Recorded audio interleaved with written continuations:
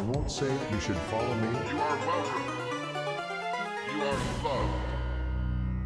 Join us, and we shall reach the promised plain. I'm not boastful, and my chorus is more soulful. One of joy, one lacking pain.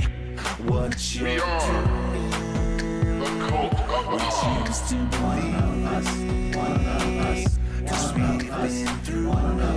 I am aware. Don't say it. I can see You it. feel you don't belong. I don't wanna. You don't need it. Once again, we are legion. What I'm meaning. Don't say it. I can see it. Join us. I don't wanna. You don't We need shall it. reach Once the again, promised we are plain. legion. One of joy, one lacking pain. We are the cult of the heart.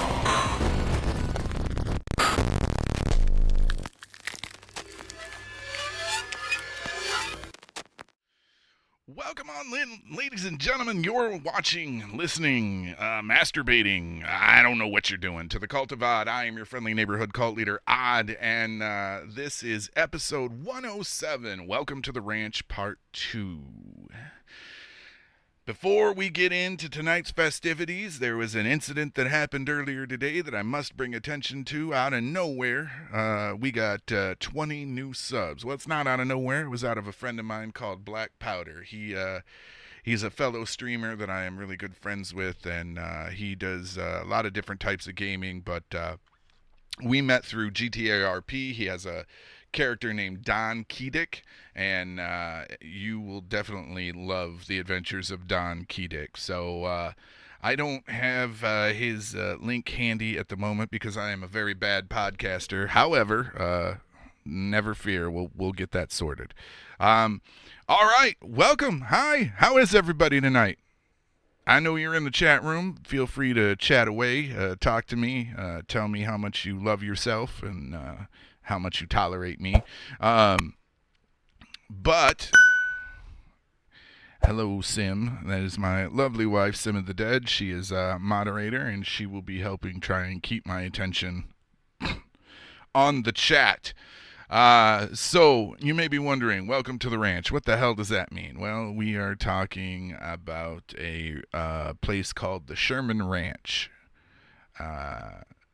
It is otherwise known as Skinwalker Ranch, and we talked about it last time, and we're into part 2 of that. But before we jump in, there's something I want to bring up. All right? I read a news story out of Florida. Thank you for those bits, Rob. Welcome. For those of you that are wondering, Rob is the man that helps keep me in my coffee addiction. And there's the website for him right there. It's Old Mill Coffee. Go check them out. It is the best damn coffee you will ever brew. But this week, while I was watching or reading news on the internet, I came across the story out of Florida. Of course, it's Florida. In Florida, a teacher showed a movie they should not have shown. All right, this is a math teacher showing 4th graders the movie Winnie the Pooh, Blood and Honey. Okay? It's a horror movie. It is not meant for children. It is, honestly, if I'm not mistaken, it is rated NR, so not rated. Which means there's tits and sex and blood and gruesomeness and all sorts of things that 4th graders should not be fucking seeing, in my opinion. Granted, when I was 7 years old, my mother showed me the Rocky Horror Picture Show, and I had been watching horror movies since long before that. That's neither here nor there. What I'm trying to figure out, and in all the stories that I've read, all the articles that I've read on this, never once has there been anything said by the teacher as to what the fuck he was thinking. Like, it isn't even a matter of mistakes, right? Like, oh, well, it was a Winnie the Pooh movie. What should I know? You know, let's look at something real quick.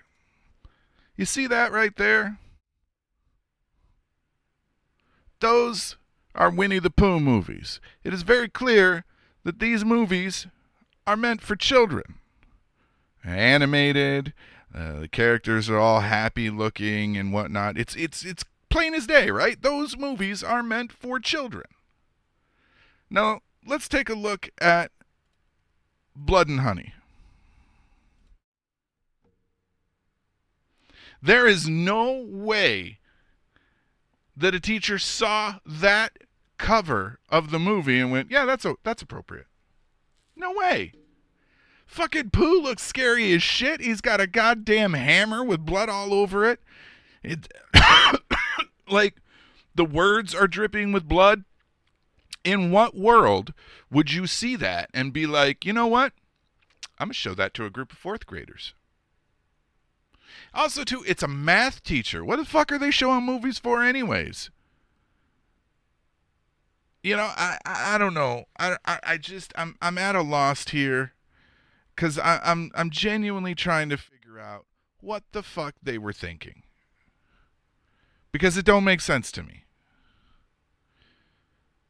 So that was my what the fuck moment for this week, is like, how in the world could you see that and be like, yeah, you know, I'm gonna show a bunch of kids that. Of course, the teacher is in hot water, rightly so. The parents are furious. The school board is like, you know, well, you know, mistakes are made, but you know, actions have to be done. It's a terrible movie, Rob. I'm gonna tell you right now. I like terrible movies. The setup for the movie, so like the first 15, 20 minutes of the movie is not terrible, okay? Like, I like the idea of a dark take on the 100 Acre Forest crew, right? But after you get the basic gist of everything, it really does kind of fall apart. So, viewer beware. If you want a good movie to watch, a movie that almost killed one of my past co-hosts, look for a movie called Slacks. Slaxx. Slacks. That's a good horror movie.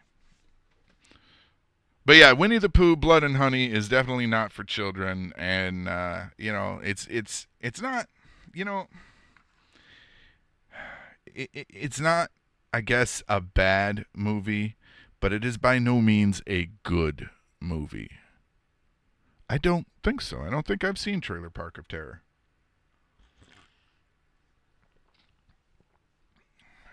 Although, admittedly, I watch a bunch of shit and forget most of it. You know what? Your best bet for me to remember is to send that to me through Discord, Captain, because I will forget between now and when I'm done. Sim can vouch. I have the worst memory.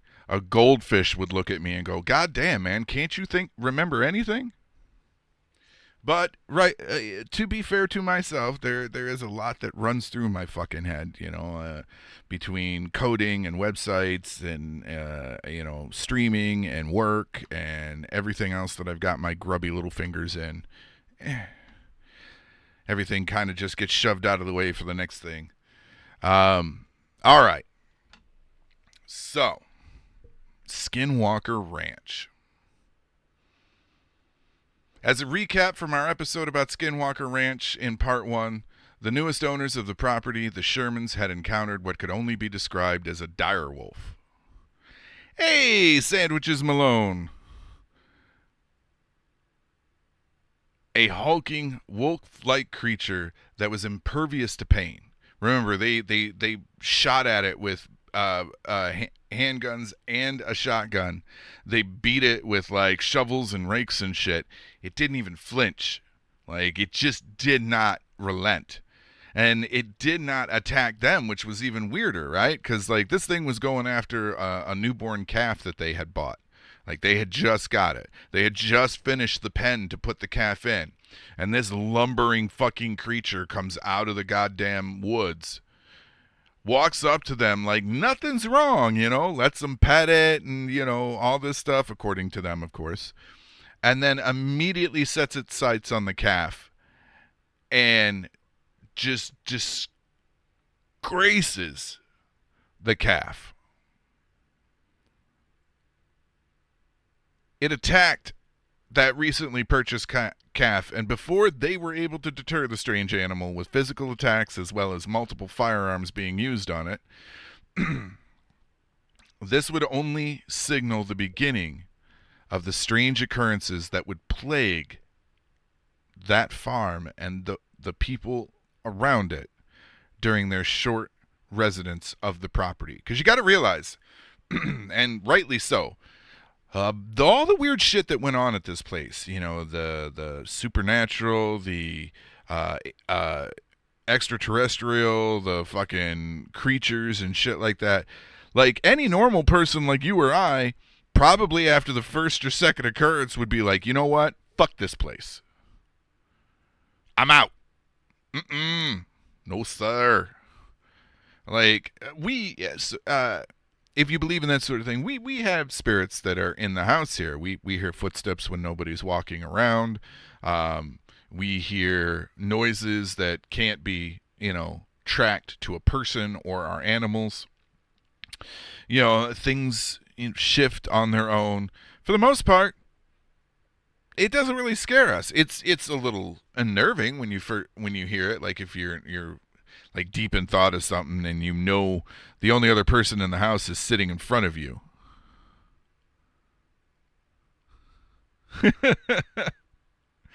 And you hear footsteps and you're like, wait a minute, what the But for the most part, we are okay. Nothing bad has really happened, thankfully, and But in the case of the Shermans, right, and Sherman Ranch and the shit that was going on there, man, I've gotten the fuck out of there ASAP. 100% beat feet in the opposite direction of that fucking property. I don't care how much I paid for it. Amongst the myriad of encounters the family experienced were the family's account of driving home one night when another massive wolf-like creature darted out in the road next to their vehicle. Unlike most dogs or wolves, it was simply... Unlike most dogs and wolves, it was amazingly able to keep pace with the vehicle. And they were not doing the speed limit at that point. They were speeding. It followed the family until they turned onto their property's main entrance. It was like the edge of the property would not allow the beast to pass. So think about it. You're some fucking country back road in Utah. You're doing probably 50, maybe 60 down the road. Because country roads, nobody does the speed limit anyways. I don't even think most country roads have a fucking speed limit posted. So you're doing like 60 miles an hour, and all of a sudden you see this lumbering fucking wolf that is about the size of your car come out of the woods and start keeping pace with you. You're going to speed the fuck up, right? You're going to, push it to 70, 80, maybe even 90. You might even be doing 100 down there. And imagine this giant fucking wolf just galloping along next to you like it ain't nothing. And then your only respite is pulling onto your property, which the property itself has its own problems. Terry Sherman, the father, recounted another tale of losing a 70-pound hole digger only for it to be found weeks later 20 feet up a tree. Now, some could say, all right, maybe it was a tornado, maybe there was inclement weather, maybe it's not like somebody did it as a prank. Right? It ain't like Jim Bob and the boys got into a fucking batch of white lightning and was like, you know what? Let's put Terry Sherman's fucking hole digger up a tree. I know it does sound like activities that you would find in the South. Don't get me wrong. I get it. I do. But no, that shit just ain't going to happen. He also recalled coming home from a trip into town only to find the majority of his head of cattle missing. After searching the property, he found them crammed into a hauling trailer.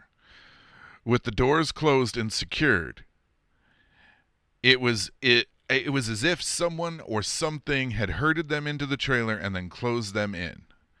Think about that.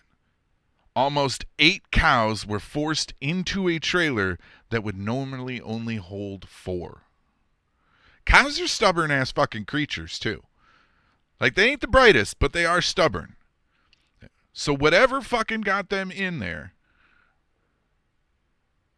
either it had to have scared the shit out of them to get them in there, right? You know, because they also don't like being bunched up like that. Like, I would probably shit myself if I was a farmer and I came back to my little trailer that holds 4 cows and like it clown car'd full of cows out. You know, you just open it up and it springs open with cow like the fucking snakes out of the can of nuts.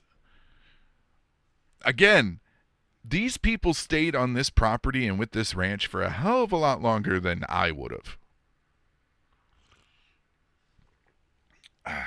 Sorry, drinking my coffee because it has been a long day so far and I've still got many more miles to go. But so the Sherman Ranch was, again, rife with all of these weird goings on. Stuff that you just couldn't explain. Stuff that didn't make any sense. Stuff that logically could not take place in reality as we know it, right? We are brought up to believe that witches and magic and all this stuff, all these creatures and stuff, these are the things of legends and fairy tales, and magic doesn't exist, right? Magic's not real in the world. We're made to believe that the tooth fairy and all these other things just aren't part of our actual reality. They are stories. They are things that we tell children to give them a sense of whimsy or whatever. And then you're living smack dab in the middle of the most terrific form of whimsy you could think of. What would you do? What could you do? How would you, the listener, handle that? I would say that most people would probably, again, beat feet in the opposite direction of that fucking property and never come back. You've got a few people, like my wife, that would see a direwolf and go, "Ooh, I want to pet it." But as the joke has been making the rounds on the internet, Bitch, run! that is exactly right. Run, bitch, run. But there's that joke going around the internet about white women, right? And this isn't racist or anything like that, but it is a solid fact. If you have an injured animal, as long as you got a white woman's phone number in your phone, that injured animal will be just fine. And I sat there and I saw these and I laugh because my wife is kind of that way. But I also have a friend named Liz. And Liz is that way. It does not matter what animal it is. If I'm not mistaken, she almost picked up a coyote once thinking it was a wounded dog. I have called Liz numerous times because we get bunnies in our backyard. And sometimes the little ones, they get abandoned by the mother for whatever reason. And I've got a dog, and there are also neighborhood cats that come into the yard. So if I see a small animal in my yard that doesn't look like it can defend itself, I get on the phone and I call Liz. Hey, you feel like running a rescue mission? I have ridden around with Liz in the past as well to search for a dog someone thought they saw on a street. Wasn't her dog. Wasn't a dog of anybody she knew. She just heard there was a lost dog and she was on the case.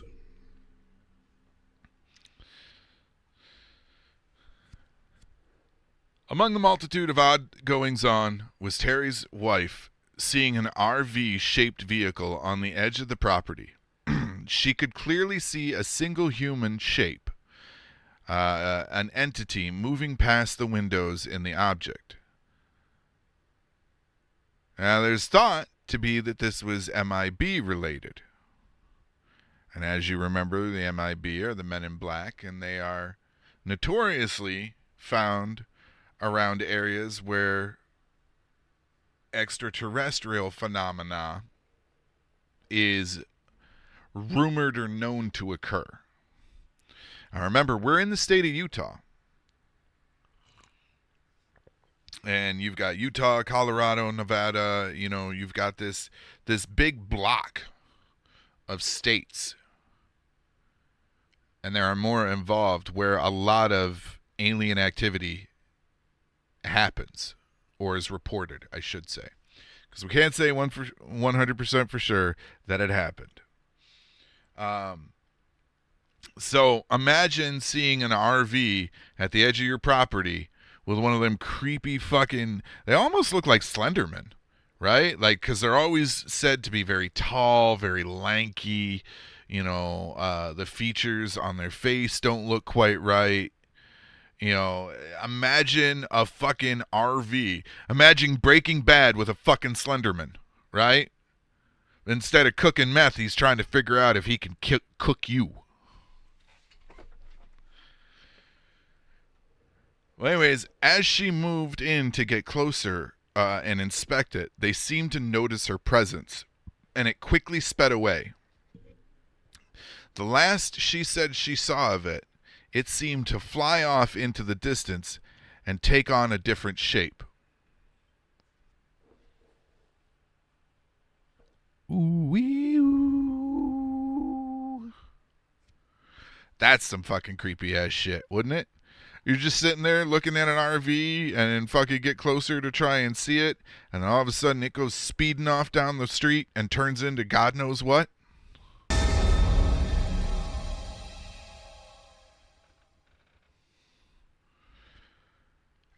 I think I'd shit my pants. I'd also wonder what the hell was in my fucking drink, because somebody would have had to have slipped me something.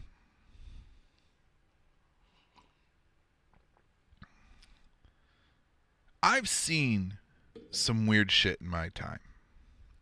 I've seen things that I can't quite explain. I've seen stuff that has sent a chill up my spine. There are noises that I've heard that have shook me to my core. In my own home, every so often I will see out of the corners of my eyes, I will see shadows move, or I should say I will see movement.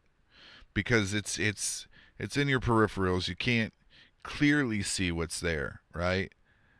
Like right now, I know this is my hand, so my brain is filling in the gaps of what my hand should look like at the edge of my sight.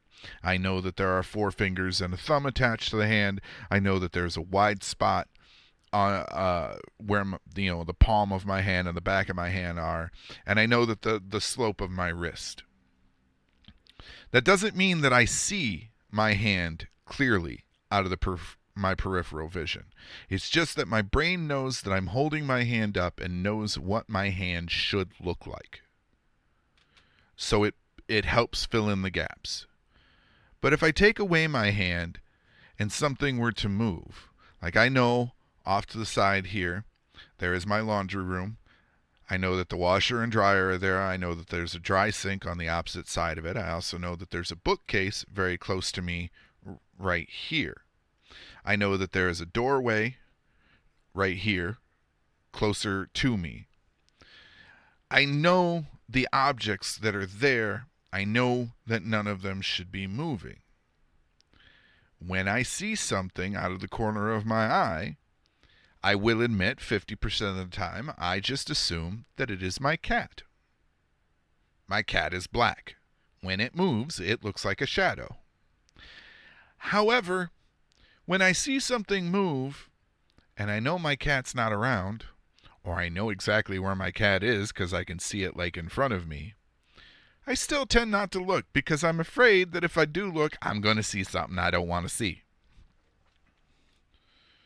And that's what it comes down to, is these people are being terrified by things that they don't understand, they damn sure didn't fucking sign up for, and they don't want to see. Now, we talked a little bit last time, and we'll get into this again later on, but we talked a little bit last time about Native American folklore and how there's no 100% proof that the folklore stories that they tell actually happened. But we can draw a parallel to their folklore stories to something that we're a little more familiar with. There's Aesop's fables.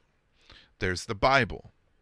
You know, these are things that are taught to people, not so much because they necessarily need to know word for word, but they're tales of warning, right?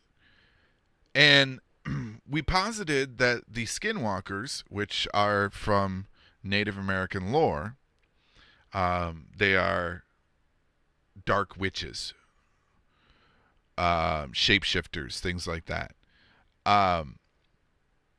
We posited that these stories were told to Native American children as a way of conveying morals or rules. Right? I can tell you all day long that if you touch the fire, it's hot and it's going to burn you. And you may or may not listen. But if I sit down and tell you a campfire story about a little kid who was playing with fire and burned down his entire village, you're going to remember that because that's going to scare you. That brings it closer to home. You're a little boy that lives in a village that there's constantly a campfire. I likened it at the time, if I'm not mistaken, in the last episode, to the old urban legend about the hook. You guys remember the urban legend about the hook, right? You've got two lovers up at like Makeout Point. They turn on the radio. They hear about a escaped mental patient. Then they start hearing weird noises outside the car. They get scared. They drive off. They get to a well-lit area where, they're not as secluded as they were. There's people around. And they get out and they look, and there's a hook hanging off the handle of the car. Now, the escaped mental patient was said to have had a hook for a hand. We tell urban legends like that as a way to try to impart wisdom and morality without sounding pious and like a know-it-all.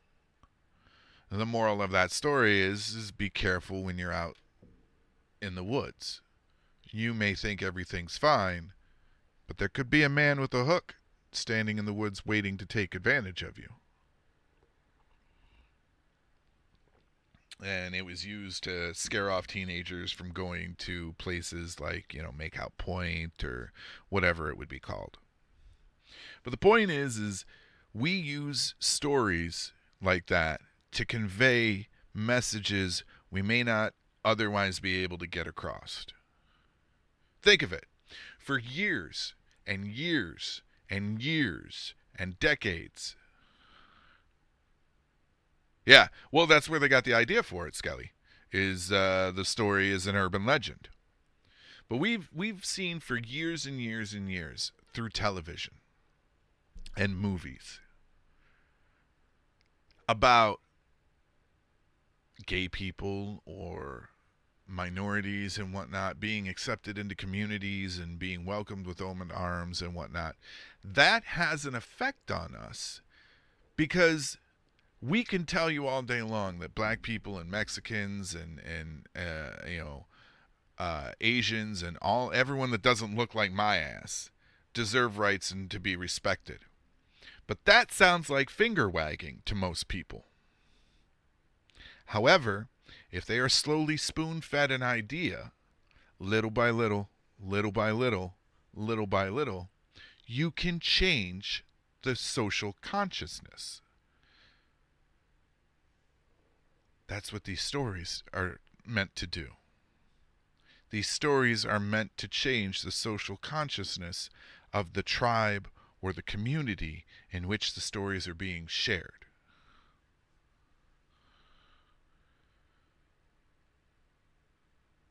So when you hear tales like Bigfoot or the Skinwalkers Yeah, they come to think that the idea was their own. We know tons of people like that in real life. There are probably in any one person right now, it looks like we got 10 people watching this. In any one person's life, you probably know 10 people that are like that in your entire social bubble, right?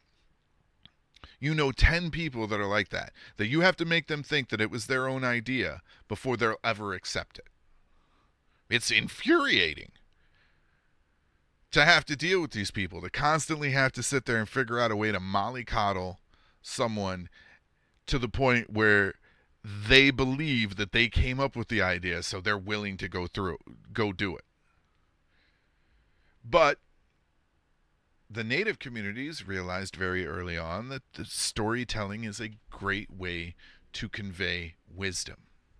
The elders can tell you that that's wrong all day long, and you just get upset at them because you feel that they're trying to hinder you some way. However, if it's late at night and they're sitting around the fire and they're telling stories, well, they're just stories, right? They didn't actually happen to anybody, did they? But what if they did? I don't want to be like the kid in the story. I don't want to be responsible for my whole village burning down. I'm not going to play with fire. I'm going to respect it.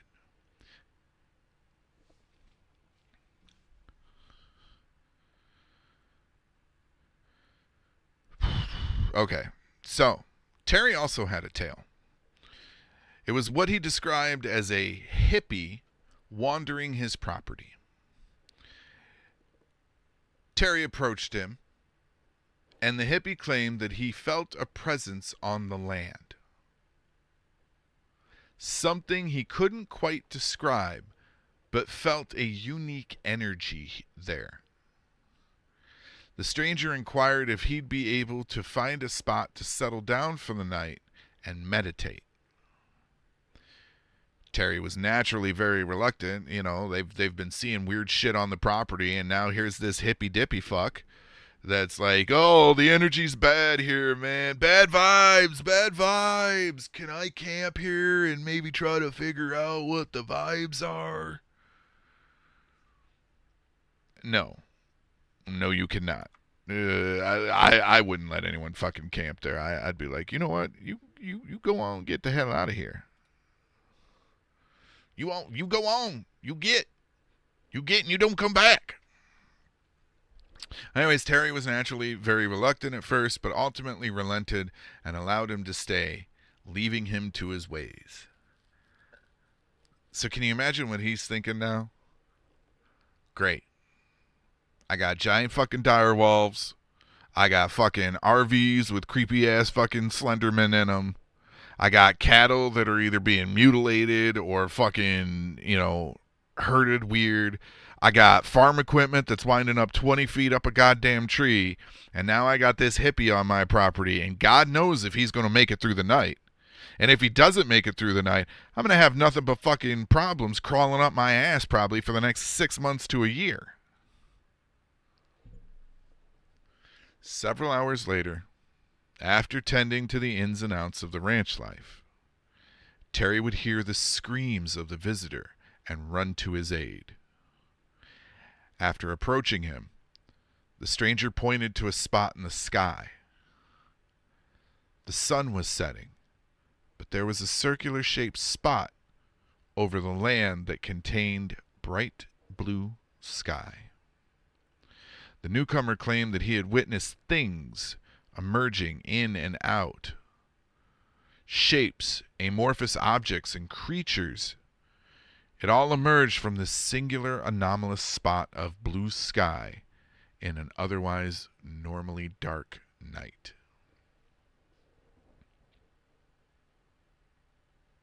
Imagine that. Just think about it for a second, right? Pitch black outside. Giant hole of fucking blue sky over your property. Hippy dippy dude. I've seen things, man. Why do you smell like burning rope? Never mind that. I've seen some things. As Terry and the visitor continued watching, they both witnessed something pass through that patch of blue sky. And the question is, was that a patch of blue sky? Or was it like an interdimensional portal? Was it, Elvis? Who knows, right? Like, when they recently announced about aliens or otherworldly entities, I think is what they said, or entities not of this world. I forget the actual verbiage that they used. One of the things that was posited is they're not necessarily from outer space, but more interdimensional beings, right? I don't know about the rest of you of whether or not you believe in multiple realities. I've got a friend of mine who the concept is beyond him. He says he just doesn't understand how you could stack a reality on top of each other and not have the whole thing cave in.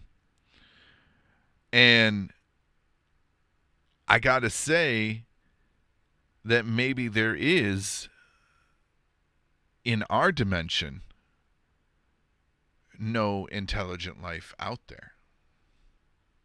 However, Einstein and other physicists have theorized that you can travel great distances through a wormhole. There are those that also believe that wormholes are gateways to other realities. What if what they opened up above them was a smaller version of a wormhole? Usually they say that the black holes are how we can slip great distances in space or slip to a different reality. But what if these are interdimensional beings? What if everything that we don't quite understand falls into the category of interdimensional being? Think about it. Imagine Bigfoot with a fucking handheld that's just like doo doo doo. Shh. We'll walk through and scare the normals for a little bit. Right? Or aliens, they're not traveling to our world from another planet, and they're not necessarily military controlled spacecraft, but they're interdimensional. So they just pop into our reality or pop into our dimension. And then they go about doing whatever it is they're there to do. They get seen by some whack job that's, 6 into a 12-pack. And, of course, he's pointing and screaming and sounds like the guy they asked what the tornado sounded like. But he's telling the truth, right? You may not believe him, and the news may not believe him, and science may not believe him, but he believes him. He believes what he saw. It could be extra-dimensional beings that Terry and the visitor saw. Although they couldn't quite see clearly. They saw something anomalous, but anthropomorphic come through and hit the ground. It was described as shimmering, but basically transparent. Think, you guys remember the movie Predator? The active camouflage that the Predator had, where you couldn't quite see him, but there was still a little outline there. Also, think about it. Bigfoot. Nobody quite knows why or how, if Bigfoot is real, they have gone so long without being seen or captured or even hard evidence captured. And while we're on the topic of Bigfoot, it does remind me too. Recently, within the last week or two, in Colorado, there was a Bigfoot sighting. footage of a creature from a great distance, unfortunately, was captured of what appeared to be a Bigfoot walking along a plain in a mountainside, like a flat area as it led up to the mountain.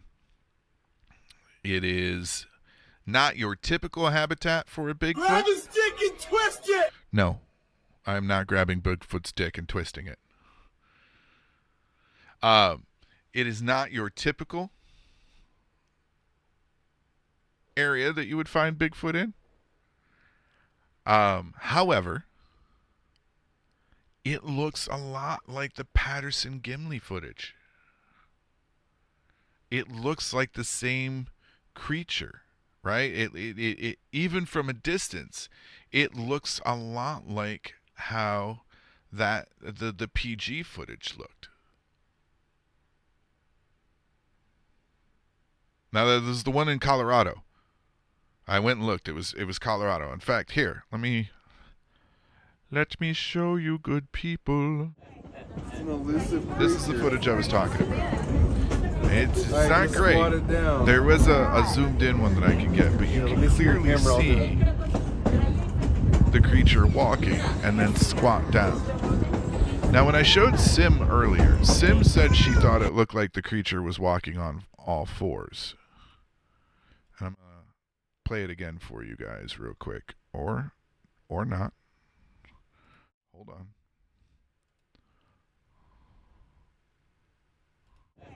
It's an elusive creature.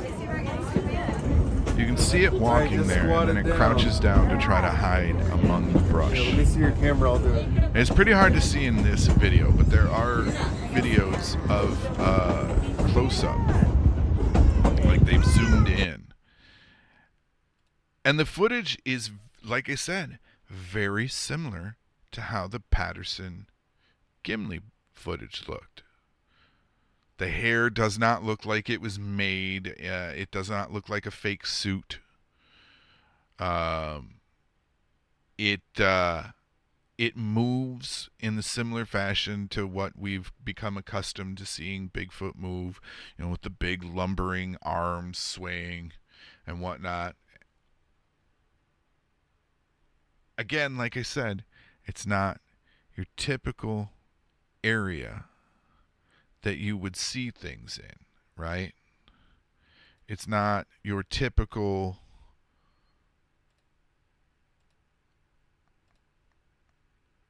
hold on. I think. Give me a second, folks. But yeah, it's not your typical area that you would see things in. And it has been rumored that Bigfoot could be an interdimensional being. And if you don't believe me, well, the idea of Bigfoot as an undiscovered species is already too out. If the idea of Bigfoot as an undiscovered species is already too out there for you, you're not going to like this. There are two main camps of Bigfoot believers. Those who think I'm going to use Bigfoot both as a singular and a plural are biological undocumented animals, and those that think they're super savvy and simply don't want to be found. But hopefully someday they will be. Or at least that's what these people believe. I personally, I don't want footage. I don't want to know 100%. I don't want there ever to be solid proof that Bigfoot exists, because I know what humans will do to it. We will capture it, we will kill it, and we will study it. Or worse yet, we will capture it and keep it alive and put it through immense torture and immense pain because we want to understand it.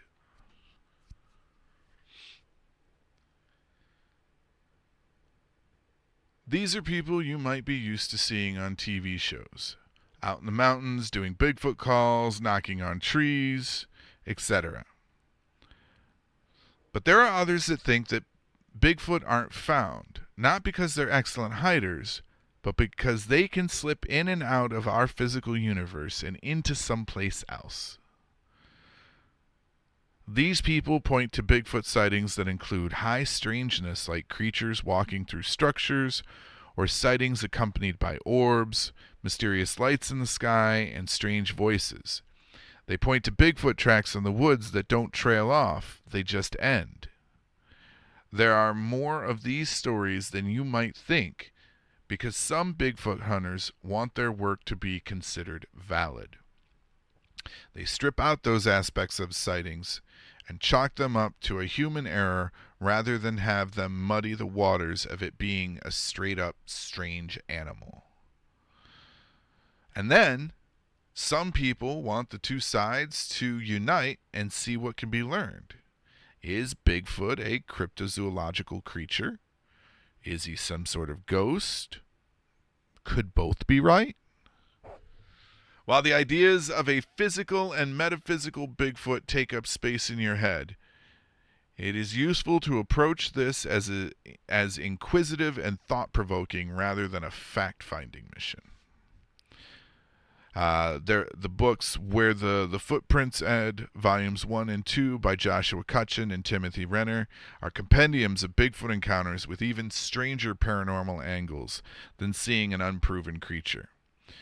They also explore myths and legends that might have unexpected ties to Bigfoot phenomena. Think fairies and merpeople. During a discussion of the book, it was suggested that some Bigfoot researchers want their work to be taken seriously, and some skeptics want to make their point. One of the top theories about non-terrestrial Bigfoot is he's some form of alien.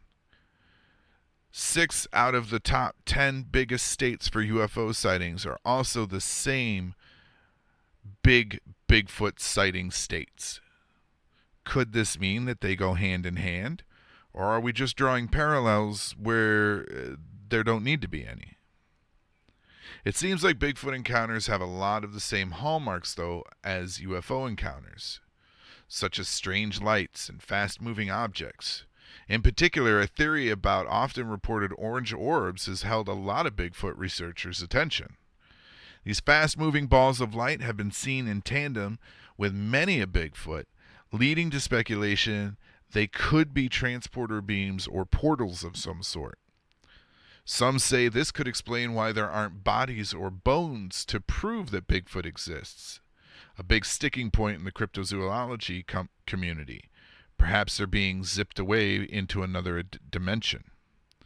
Could we inadvertently be stepping into the beam of some of these portals, temporarily stepping into an alternate world? Some think that it's possible. Another commonality in Bigfoot sightings is a sudden, weird, unnatural silence in the forest. Maybe it's not that all creatures who live there are quieting down because there's a scary Bigfoot. Perhaps you've somehow entered another dimension and that version of the forest is silent.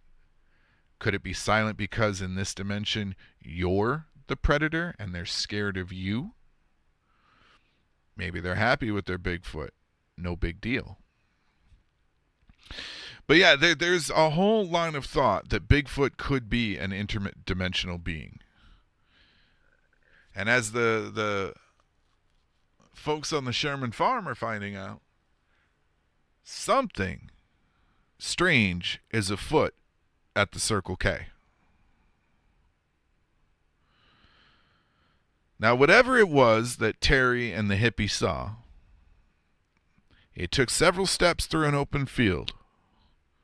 As they watched on it, suddenly seemed to become aware of their presence, and it darted off. It ran into the distance, never to be seen again, and then the mutilation started. One night, Terry's dogs were going wild at the front door. Being trained cattle herding canines, he let them out to tend to their job. They never returned. Upon inspection the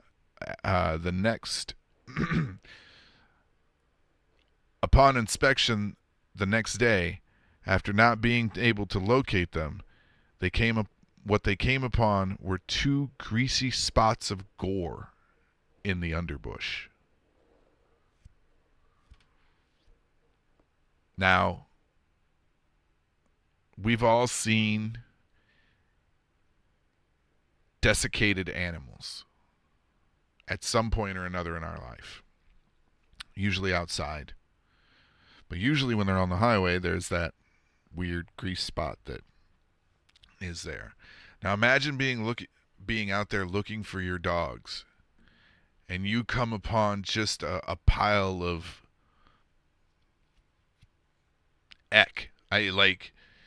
think of the grossest, lumpiest pudding you could ever think of. You've really only got one option at that point. Those are your dogs. And of course you're going to wonder what the fuck happened to them. I personally would be scared shitless. I've got a tiny little dog. That motherfucker is able to be attacked by goddamn pigeons and be carried off. He's so small. I know these are work dogs, and I know a lot of people have work dogs, but they're family to some. There are those out there that treat their dogs no different than any other animal and leave them tied up outside, and those people should be drug out into the street and have their toenails ripped off one by one.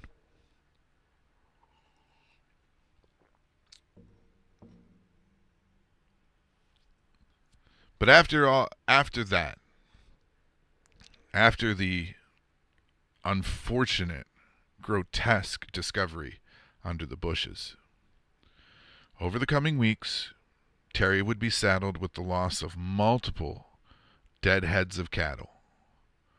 What was initially thought to be the work of normal local predators became to be much more disturbing.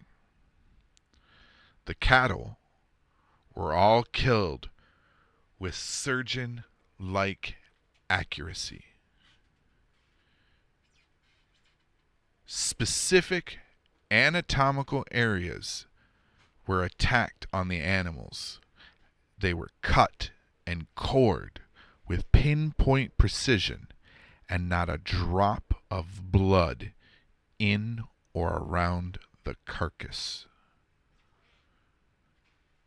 Now, if these were wolves, or bear, coyote, or any number of other predators that are out there, it would be just a bloody mess, right? Like there would be gouges, and the internal organs and stuff would be ripped and shredded.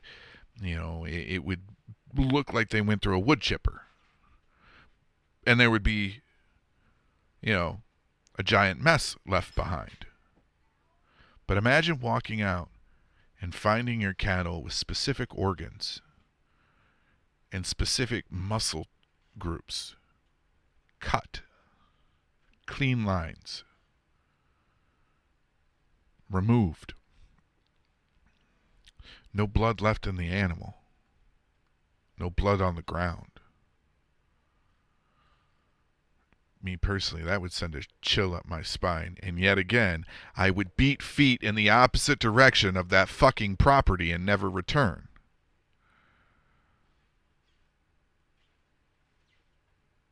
Because no. Hell no. Fuck no. Hell the fuck no. No, I'm not sticking around for that. I'm not. I got fucking dire wolves in the field. I got men in black in RVs. I got fucking portals opening up out of the sky and big feet falling out onto the ground. Hard no. Exactly. Hard fucking no. At what point do you say, fuck this shit, I'm out? Because I'm going to tell you what, that dire wolf attack in the beginning, that's my fuck this shit that I'm out point. I ain't sticking around after that. It couldn't be explained. What kind of creature could attack in this manner? Well, there is something. There is the Hispanic folklore. There is a creature that would be capable of similar tactics. For those of you that are cryptid fans, you probably already know what I'm leaning towards. For the rest of you, the chupacabra. Now, chupacabra literally translates to goat sucker. It's from Spanish chupa sucks and cabra's goat. It's a legendary creature, and the folklore parts, Ricky Martin, different kind of sucking going on there, all right? Different kind of sucking. It's a legendary creature in the folklore parts of the Americas. The name comes from the animal's reported vampirism. The chupacabra is said to attack and drink the blood of livestock, including goats. And if any of you have seen the Hellboy movie, it kind of looks like Abe Sapien in a way, and the kind of reptilian look to it. It's a shorter creature usually, but it is bipedal, but also runs quadrupedal. But yeah, think Abe Sapien from Hellboy. Physical descriptions of the creature vary. In Puerto Rico and in Hispanic America, it is generally described as a heavy creature, reptilian and alien-like, roughly the size of a small bear, with a row of spines reaching from the neck to the base of the tail, while in southwestern United States, it's depicted as more dog-like. Initial sightings and accompanying descriptions first occurred in Puerto Rico in 1995. The creature has since been reported as far north as Maine and as far south as Chile. Even outside of the Americas, in countries like Russia and the Philippines, all of the reports are anecdotal and have been disregarded as uncorroborated or lacking evidence. Sightings in northern Mexico and southern United States have been verified as canids afflicted with mange. In 1975, a series of livestock killings in the small town of Maca, Puerto Rico, were attributed to El Vampiro de Maca, the vampire of Maca. Initially, it was suspected that the killings were committed by a satanic cult. Later, more killings were reported around the island, and many farms reported loss of animal life. Each of the animals was reported to have had its body bled dry through a series of small, circular incisions. Sounds almost surgical in precision to me. The first reported attack eventually attributed to the actual chupacabras occurred in March of 1995. 8 sheep were discovered dead in Puerto Rico, each with puncture wounds in the chest and reportedly completely drained of blood. A few months later, in August, an eyewitness named Madeline Tarantino reported seeing the creature in Puerto Rico, or in a Puerto Rican town of Canavanas, where as many as 150 farm animals and pets were reportedly killed. Now, the chupacabra was the name of it was coined by a Puerto Rican comedian and entrepreneur named Silverio Perez. Soon after the first incidents were reported in the press, and shortly after the first reported incidents in Puerto Rico, other animal deaths were reported in other countries such as Argentina, Bolivia, Brazil, Chile, Colombia, the Dominican Republic, El Salvador, Honduras, Mexico, Nicaragua, Panama, Peru, and the United States. In 2019, a video recorded by Mundo Ovini showed the results of a supposed attack on chickens in a sector of Lares, Puerto Rico. There was a 5-year investigation done by a man named Benjamin Rafford, documented in his book released in 2011 called Tracking the Chupacabra. He concluded that the description given by the original eyewitness in Puerto Rico was based on the creature Syl in the 1995 science fiction horror film Species. The alien creature Syl is nearly identical to Tolentino's Chupacabra eyewitness account, and she had seen the movie before her report. It was a creature that looked like a chupacabra with the spines all the way down its back. The resemblance of the chupacabra was really impressive. Tolentino reported, Radford revealed that Tolentino believed that the creatures and events she saw in Species were happening in reality in Puerto Rico, and therefore concluded that the most important chupacabra description cannot be trusted. This, Radford believed, seriously undermined the credibility of the chupacabra as a real animal. And I give you the history there briefly, so we can get back to what we were talking about. But that sounds a lot like what Terry was describing, right? You know, mutilation with pinpoint precision, no blood left in the animal, and no blood spilt on the ground. Now, what if the Sherman Ranch is a gateway? Think about it. In Native American culture or indigenous culture, the Mayans and all the ancient cultures that existed long before the white man ever set foot on this continent,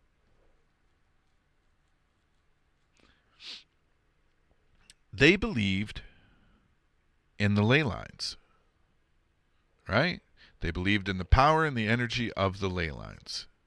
In fact, they built monuments and structures and obelisks that ran supposedly along, like interconnected, along those ley lines.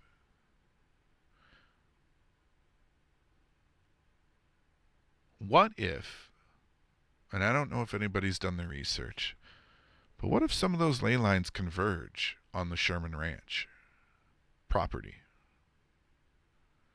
What if the land is supercharged to be a portal to wherever? Maybe it's a portal to multiple wherevers. There's a lot of things we don't understand about the land that we live on. We take it for granted every single day.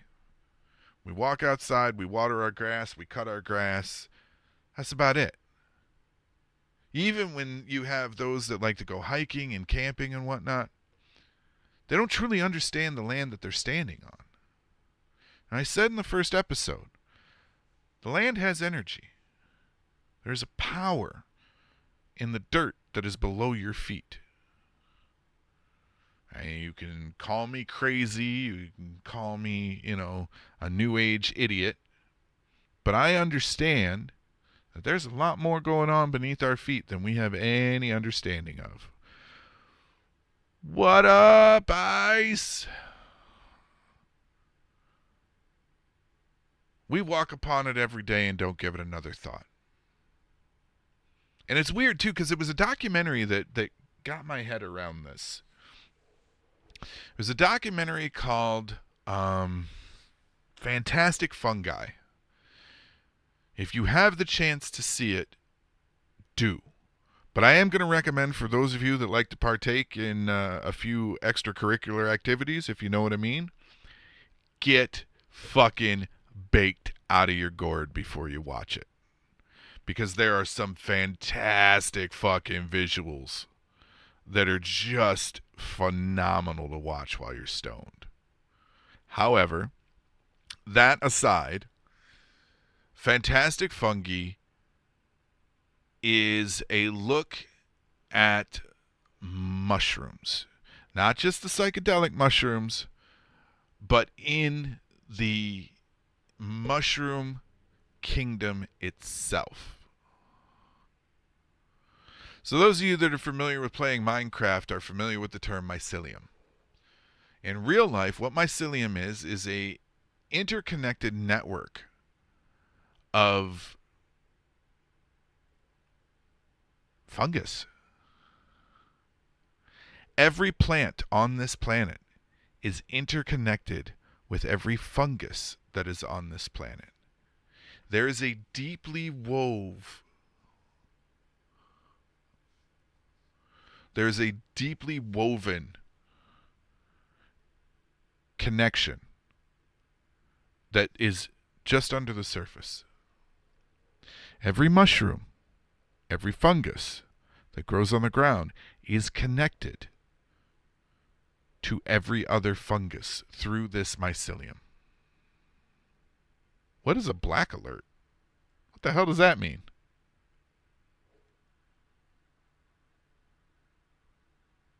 Did I die? Oh, okay. Sorry. My brain was not there. Anyways, there's a deeply woven interconnection of veins, essentially. All of the fungus on the planet are interconnected with each other. They think, they breathe, they move. And I know it sounds weird to say that plants think, but hear me out.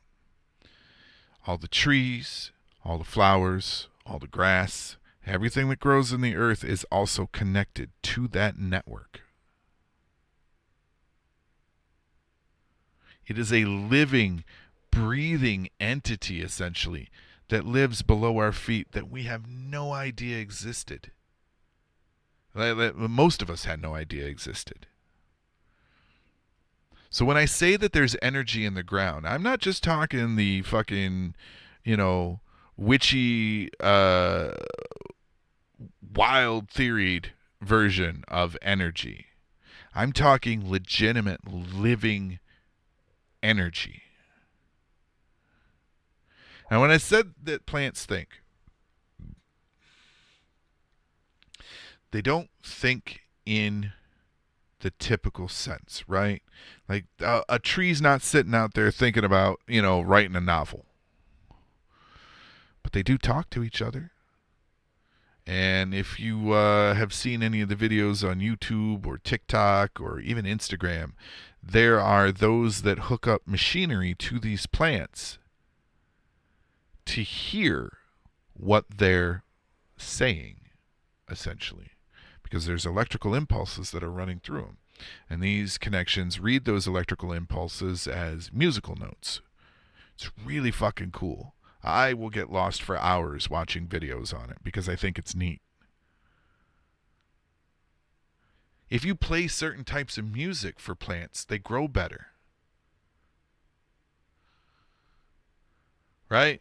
And what's weird is plants seem to like metal. A lot of plants seem to thrive in an environment that is playing metal music. But why would music have any effect on a plant if it's just an inanimate object? Well, the energy. The energy from those hard-hitting bass lines and the screaming that comes off the singer and the drums and the guitar, all of that is energy. You set up a speaker and you're pumping waves of energy out with every fucking lick. That energy is then absorbed by the plants, and the plants use it to grow. They don't like classical music that much. But again, it doesn't have a lot of that hard-hitting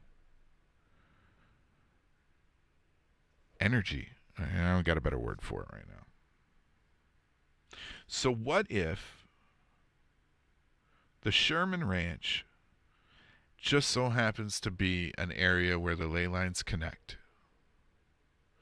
And if there's running water nearby, those of you that do believe in the Wiccan and pagan beliefs and the old native beliefs, there is no more powerful source of energy than water. So let's put these two things together. Water, land that's already thriving because it's a farm, right? There's plants everywhere. There's the field that the cattle graze in. There's the manure that the cattle drop, which then creates the continuing circle of life. And now you possibly have ley lines converging. I think you could get some interdimensional portals that way. No problem.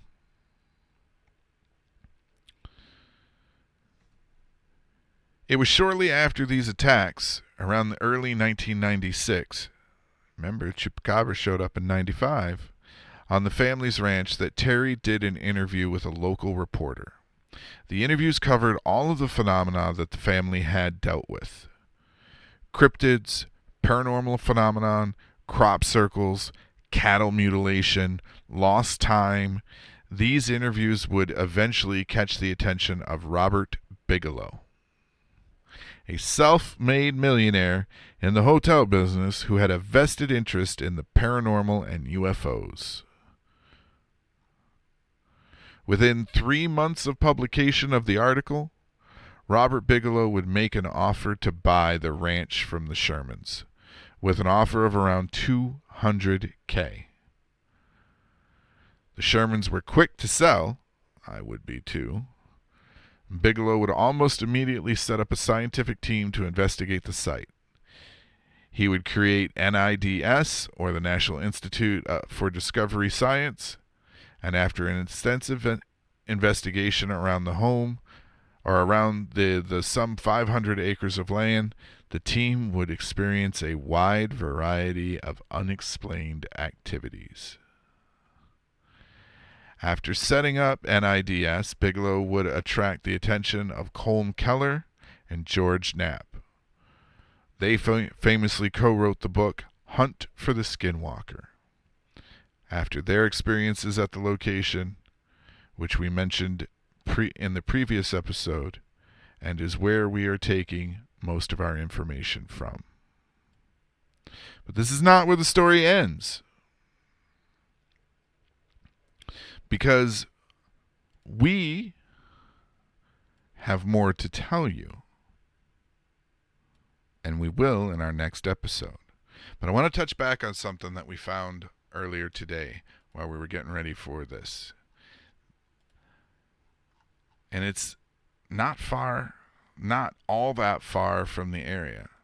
So you got to remember, I mentioned the Patterson-Gimli footage for Bigfoot, right? That came from California.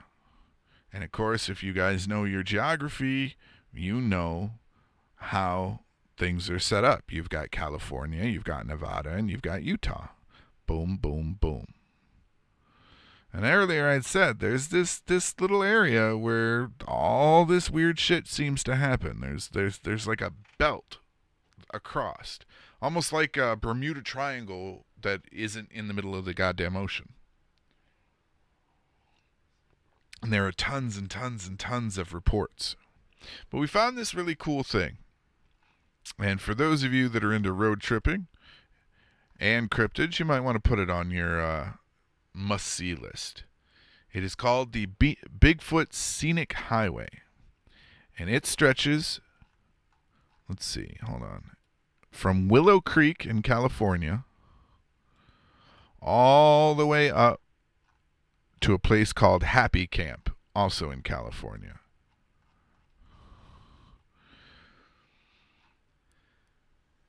And it is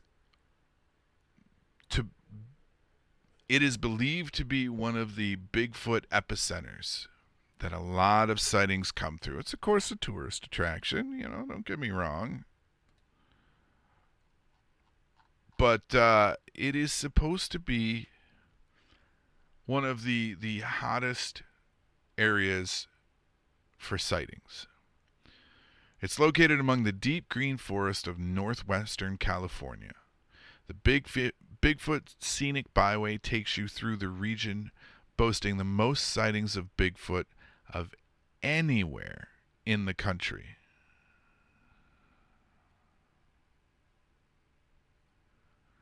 Sandwiches says, and weirdly, George Knapp and Jeremy Corbell just interviewed Colm Keller and another co-author on their book, Skinwalkers in the Pentagon. Coincidence? Well, there's always been rumored that the federal government knows what's going on.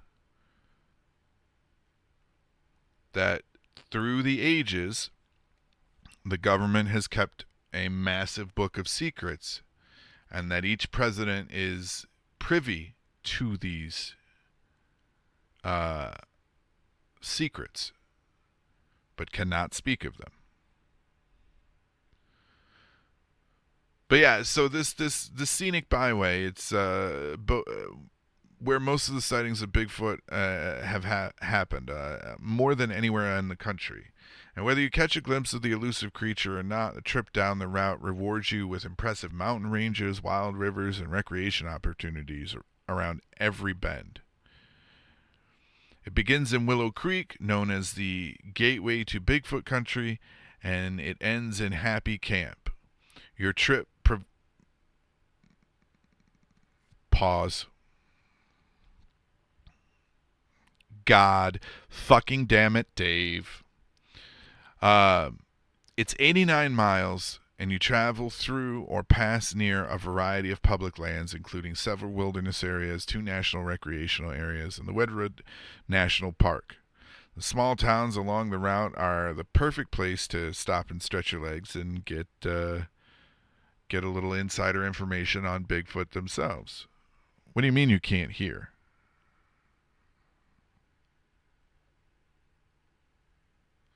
I heard it.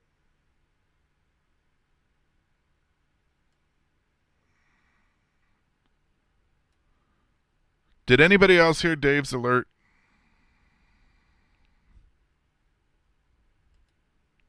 I fucking heard it. You still have muted next to your name. It says you're watching without audio. Could that be why you didn't hear it? Could that... How do you even know? Oh, all right. I don't know. I keep fixing it and it keeps breaking. I don't think it wants you to have it.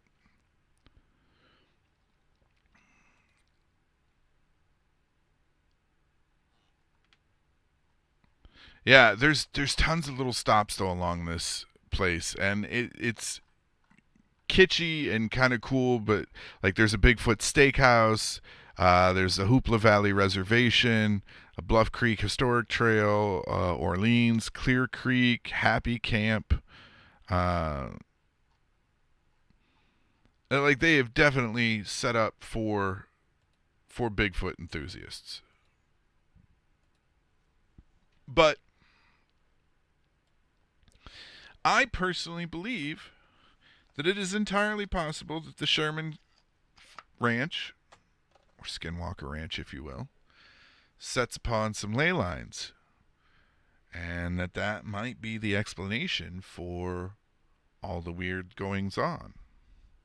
Now, I don't know. I don't have a map here. I didn't take the time to look to see where the ley lines are and if that is possibly a thing. But, you know, my semi-educated guess would be that there is definitely something that is creating all of this phenomena. And I don't think it's the imagination of a couple of fucking farmers.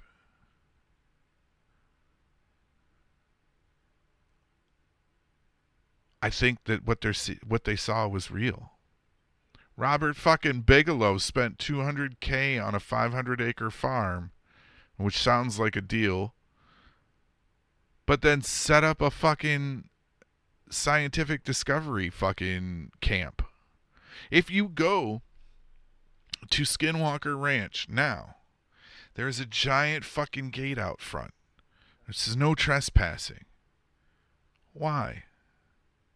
I mean, people are stupid and will do all sorts of shit, but what you got going on behind that gate? Do we need to Naruto run at the gate? Because it worked for the people at Area 51, right?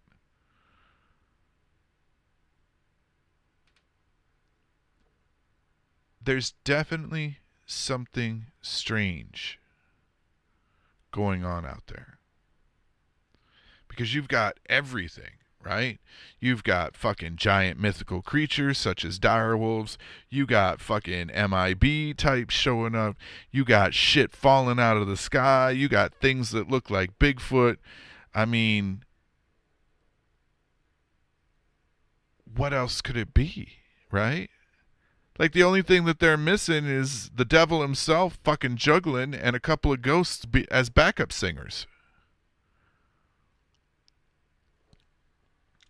I believe, if I'm not mistaken, Matt, there will be a third part, correct? I'm going to wait for him in the chat because there is a bit of a delay. And I believe in our third part is where we bring it all home.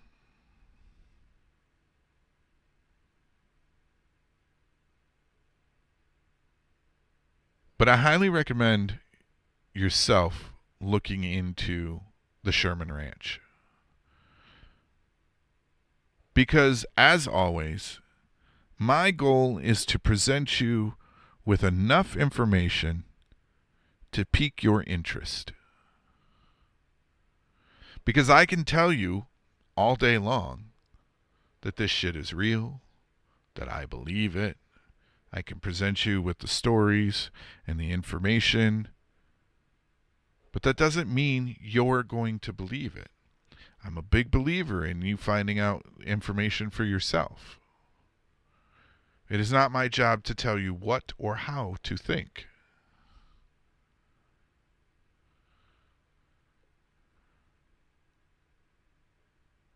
But it is my job to present things in a fashion that might get you interested enough to go seek it out on your own. You know what? Dave's in the chat right now. Dave has a cattle farm. Dave, have you ever seen cattle mutilations on your property that you can't explain? Anything like what we described with like surgical precision? Or has any time that a cattle been downed through outside forces, has it been, pretty gruesome, pretty violent, blood and guts and stuff everywhere?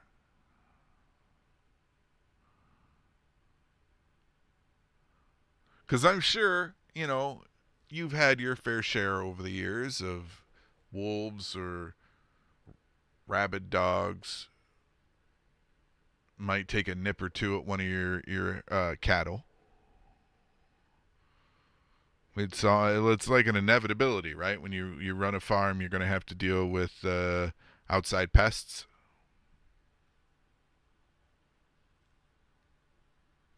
So the question is, what have you seen, if anything?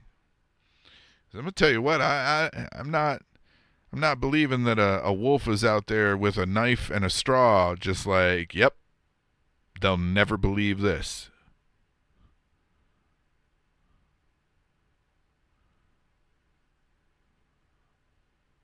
But yeah, Sandwiches Malone said yes, Robert Bigelow and the scientists hired to investigate and their experiences on the property.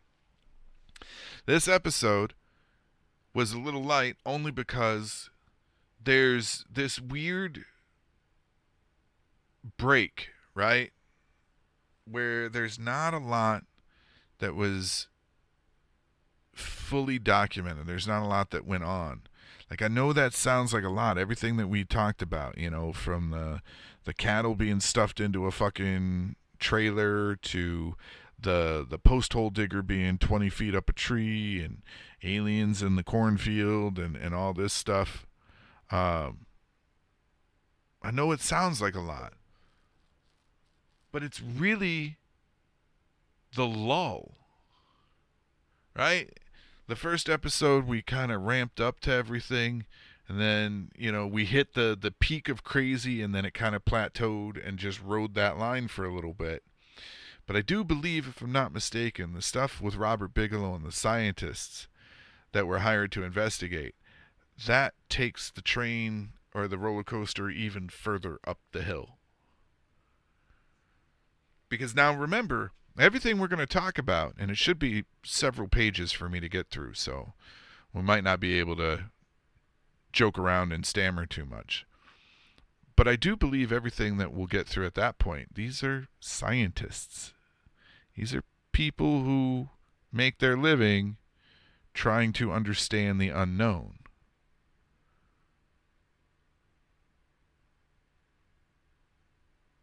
I always am on the fence. I don't know if I believe. I believe the possibility exists. I believe that the possibility of aliens exists. I believe that the possibility of Bigfoot exists. I believe that the possibility of true magic and witchcraft and all that exists. Anything's possible.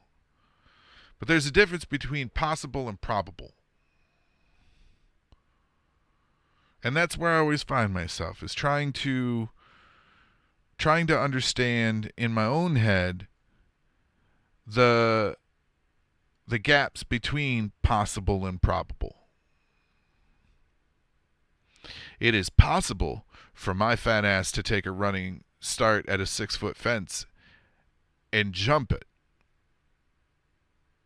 But it is not probable that it's going to happen.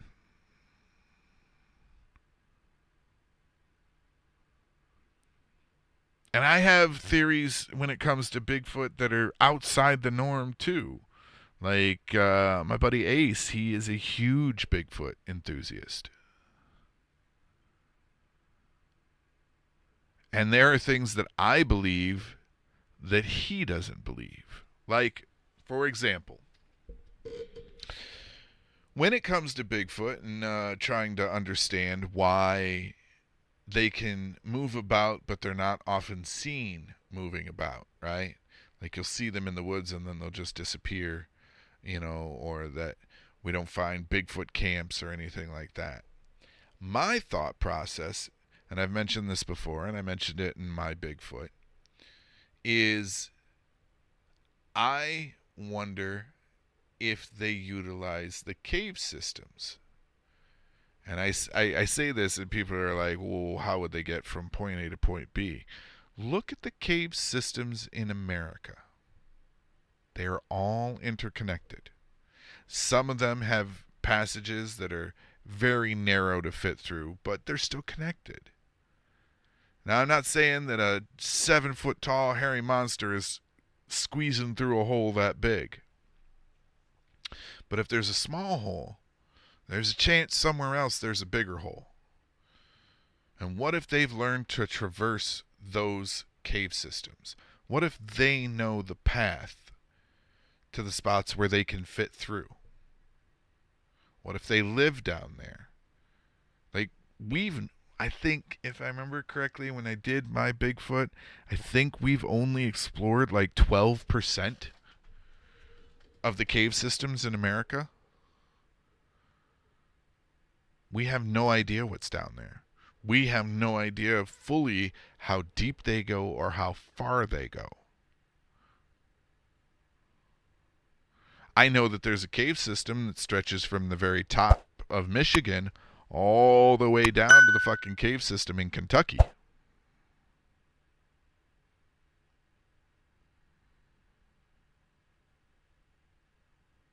Yeah, that's a good point, Dave.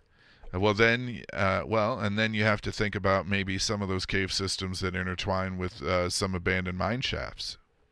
Yeah.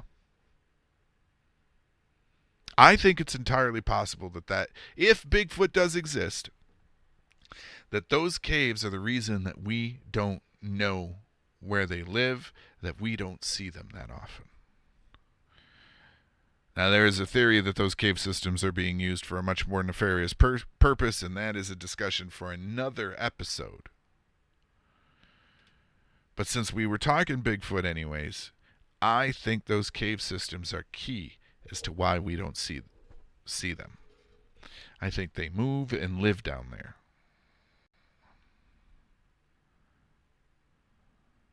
Yeah, and like Dave said, there are new mine shafts growing daily.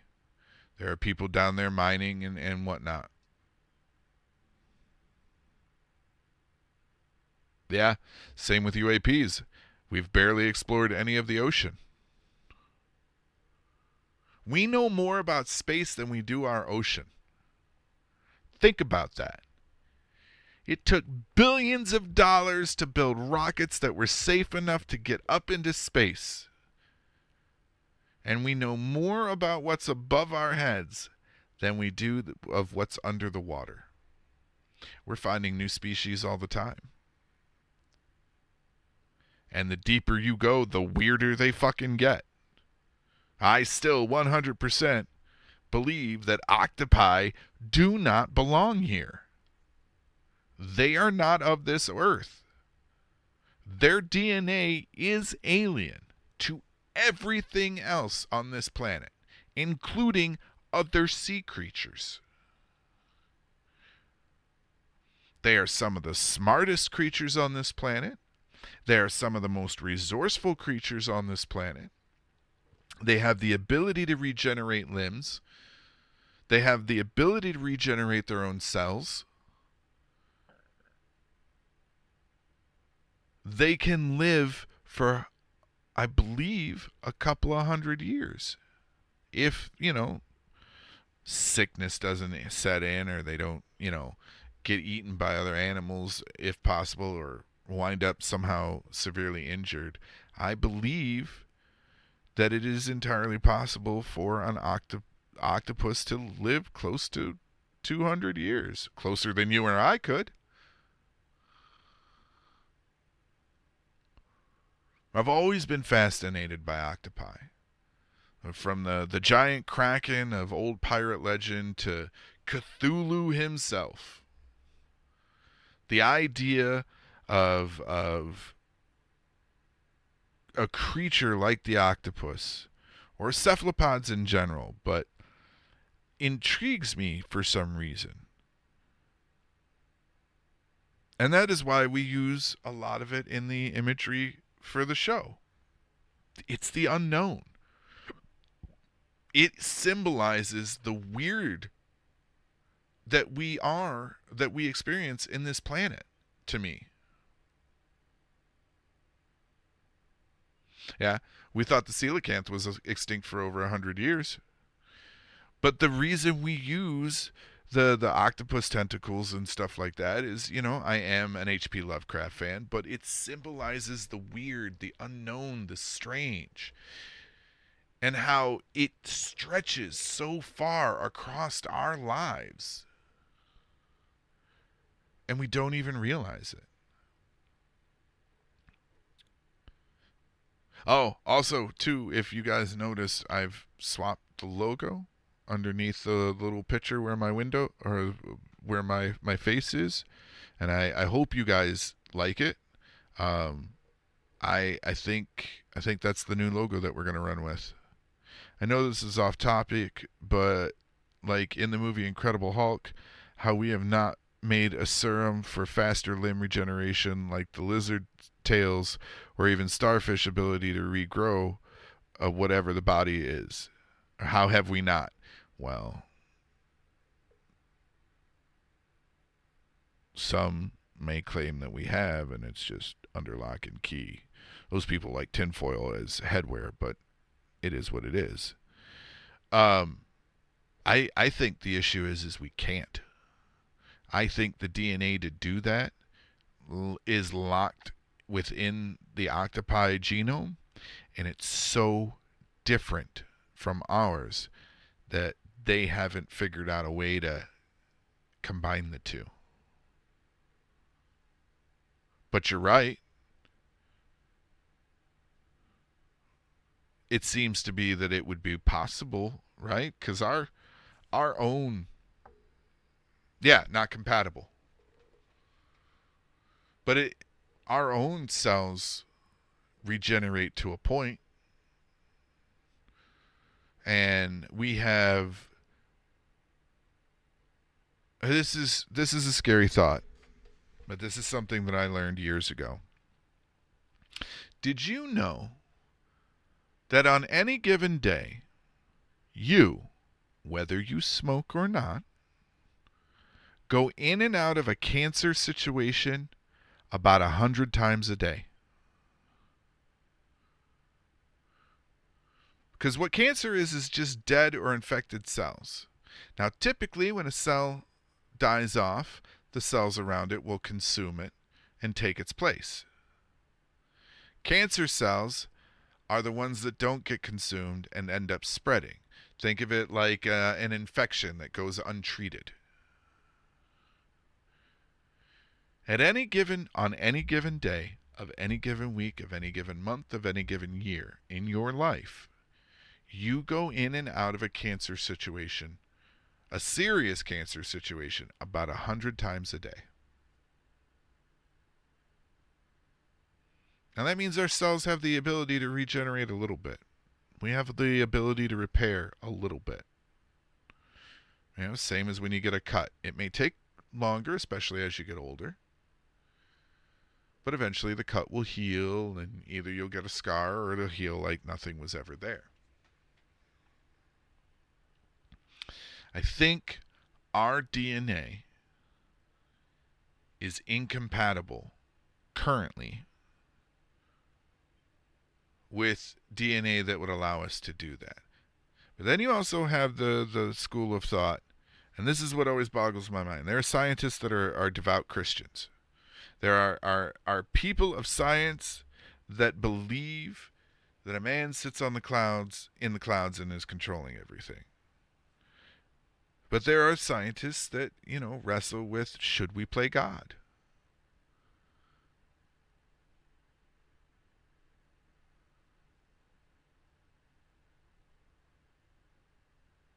Should we tamper with the natural order of things? Now, on the one side of the coin, we've already done that. Back before we even had the concept of washing our fucking hands, the life expectancy of most people was 30-ish years. If you were lucky, 30 was considered old age. Then with the advent of washing our hands and medical science, we began to extend that longevity. Now, so we've already played God in a way. We decided that, it's pretty shitty that people are dying off at 30 years old. Maybe we should try to fix a few things. Maybe we should wash our hands and treat infection and, start trying to figure out diseases and try to stop them. So, our society, our people stop dying so early. Now here we are in 2023. And the average life expectancy for people is about 80 years old. Give or take, depending on family history and the lifestyle that you've lived and how healthy you keep yourself. But there's the rub too. You could never smoke. You could exercise daily. You could eat healthy. You could never go to fast food. You could never eat junk food. You could keep yourself completely healthy, and you'll still die of a disease that you might have gotten if you had done all that other stuff.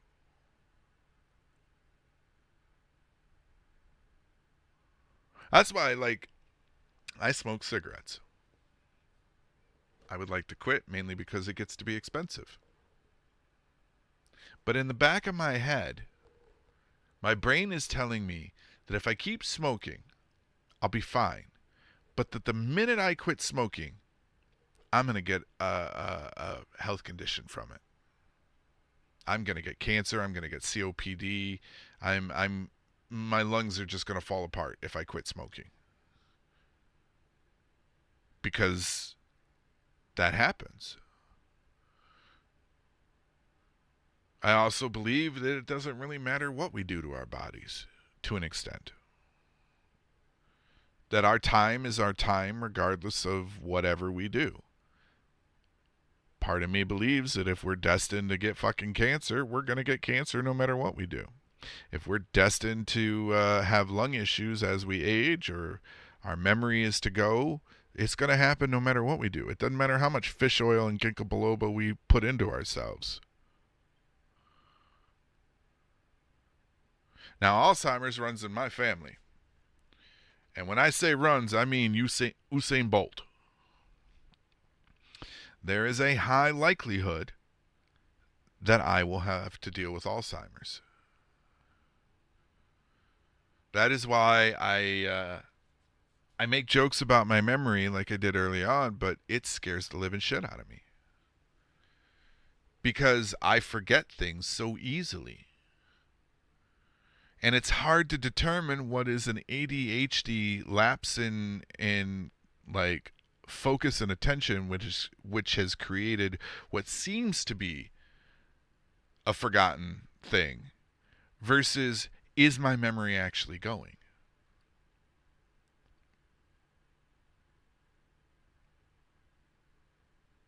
There is so much in this world that we don't understand. But yet we act like we're so sure of everything we say and think. And that is why I like exploring topics like aliens and Bigfoot and, the Skinwalker Ranch and all of these paranormal and extra normal type things, is because we don't truly know.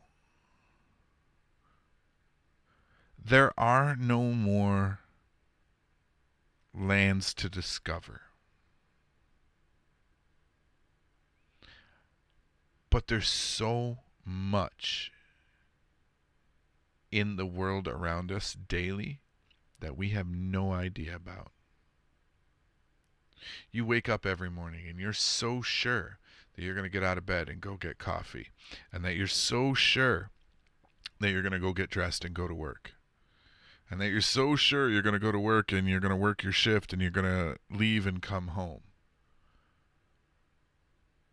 But in those gaps, there is a whole world of unknown that could drastically change not only the course of your day, but the course of the rest of your life. And it is fun to speculate about the possibilities. But I believe in this stuff mainly because I hope that there's something bigger. I hope that we don't know everything.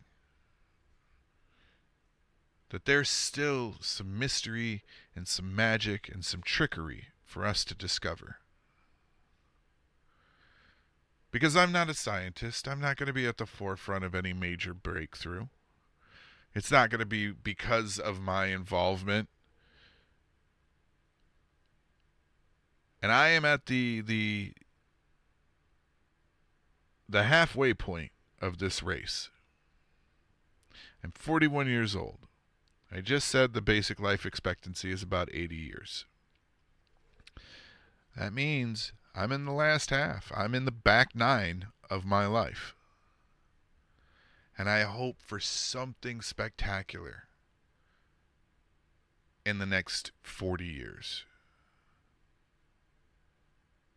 Something just awe-inspiring and life-changing, some revelation that some of the things that I spent my life intrigued by is true.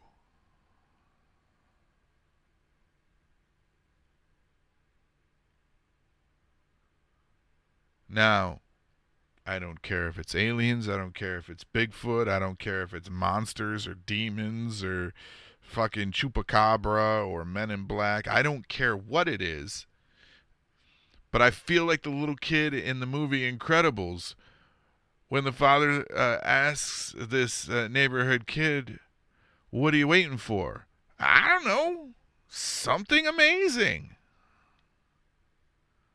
Because that's me. I'm waiting for something amazing. Something that just makes my jaw hit the floor. Because life has been a struggle for everybody. And there's good in it, don't get me wrong. but I'm just fucking smacked in the face daily by all of the bad. It's like, oh, well, big surprise, we're going to war again. Oh, big surprise, another school shooting. Oh, big surprise, a politician has been found to be corrupt. Give me something. Something that isn't tainted by bullshit. Because if this is all there truly is, I want my money back. Because this sucks.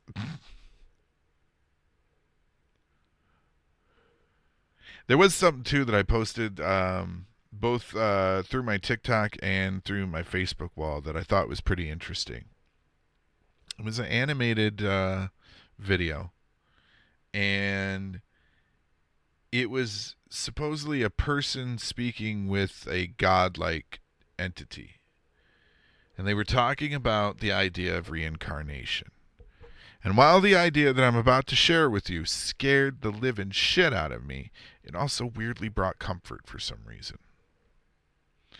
So the idea of reincarnation that this video was putting forth is you are the only person in the universe.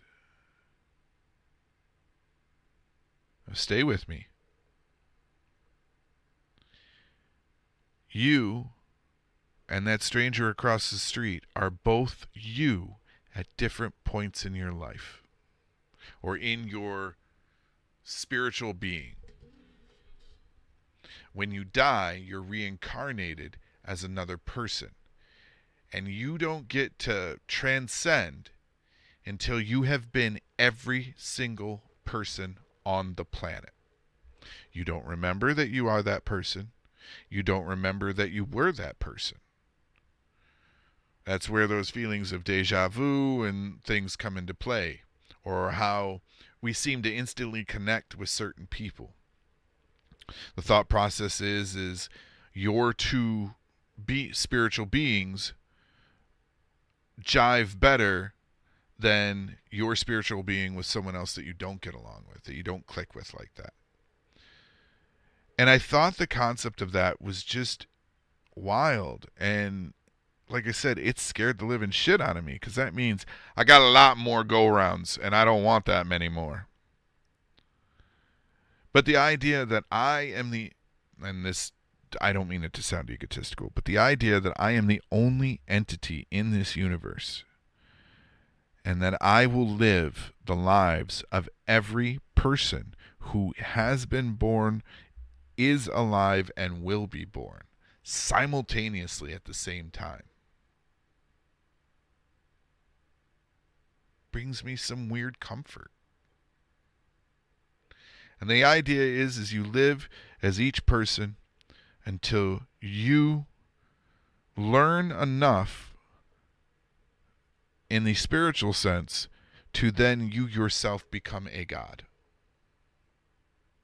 And then you watch over another universe while some other soul starts their journey.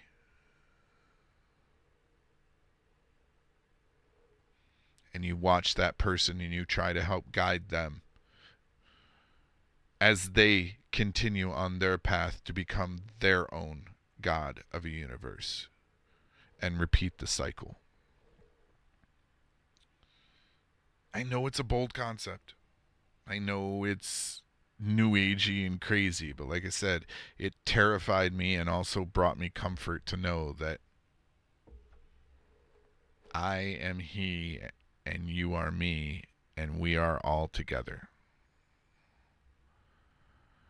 Which makes me feel so much better about the concept for the show, and the Latin that goes around that coin on the new logo. It is our motto. Come as you are, be who you are.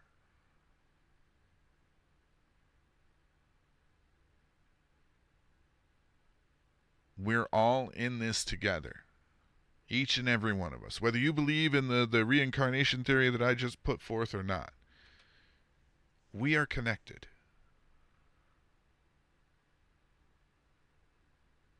You surviving and me surviving are just as important as each other.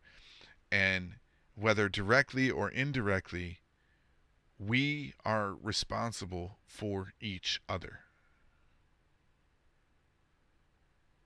Just because I have $20 more in my pocket than you do, or you have $40 more in your pocket than I do, doesn't mean anything.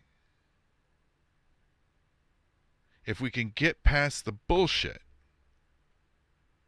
we can take care of one another and we can look out for one another.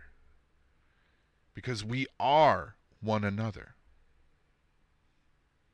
What's the joke about the Buddhist hot dog vendor? You walk up to a Buddhist hot dog vendor and tell him, make me one with everything.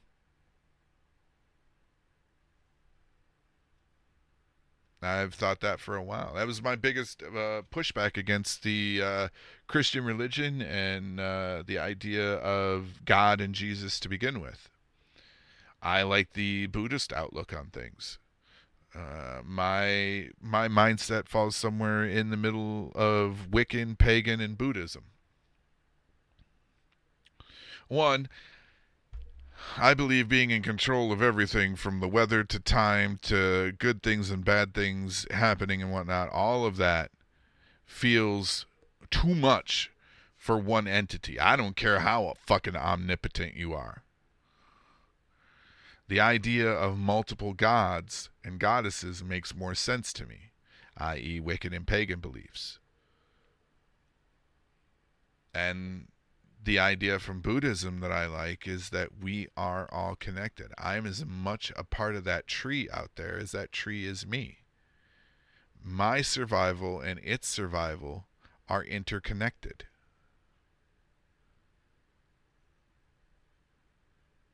Don't believe me? Go cut down a tree the wrong way. You got a tree on your property near your house? You cut that tree down the wrong way, it's going to let you know that you and it are intertwined as it falls into your house. But we need trees to breathe and live. We need trees to bear fruit and shade. And the trees need us to nourish the land so they can continue to provide the shade and the oxygen and the fruit. But we built houses and we wired them up with electricity. And we got TVs and computers and cars and all these trappings that really don't matter in the long run. Sure, they seem important right now. But realistically, we as a society survived for centuries. Dare even say eons without them. Sure, most of us died before we were 25 or 30, but we survived. And we had a deeper connection to the world around us at that point. We believed in our ancestors watching over us. We believed in a power of magic that existed, that medicine and magic went hand in hand. We believed in listening to our elders. We saw our elders as a source of wisdom and knowledge, rather than the burden that we see them as now. Every time you get stuck behind an old person at the store who's counting coupons, you get mad.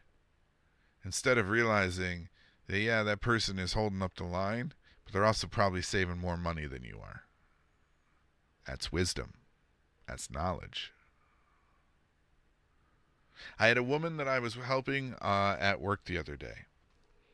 She was having problems getting into her account on the app. She was so certain that she couldn't do it. And she was highly frustrated right from the jump because she knew that She knew in her reality the person that she was going to speak to on the other end of the line was going to be annoyed and think she's stupid because she can't do something. I went 20 minutes over. I took the call 40 minutes before the end of my shift. I went 20 minutes over the end of my shift helping this woman. And she kept apologizing the whole way through. And I had to remind her, this is what I'm here for. My job is to help you with whatever I can that you need help with. They literally pay me to take care of you. So I don't care if it takes another 30 minutes or another 3 hours. I am here with you, by your side on this phone, until you can get into your account. And she fumbled with the password a bunch, and she screwed up her username a bunch. And she was embarrassed the whole way through. But at each point when she would apologize or say that she's so embarrassed, I would reassure her and let her know that these things happen. That a lot of the times when it comes to technology, people overthink what they're doing and start messing up. That you take it one step at a time. You download the app. You open the app. You put in your username first.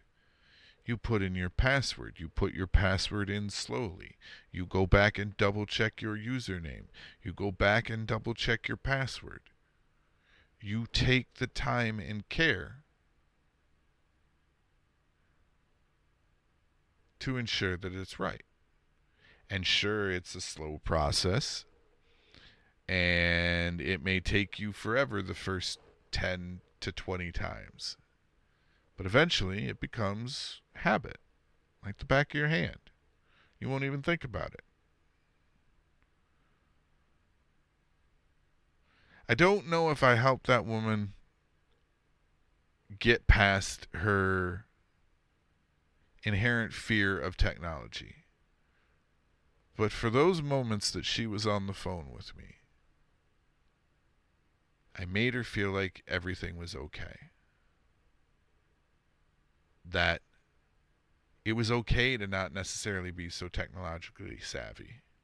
Because there are still people out there that are willing to teach and to take care of you and to show you how to do things. And I felt good at the end of that call.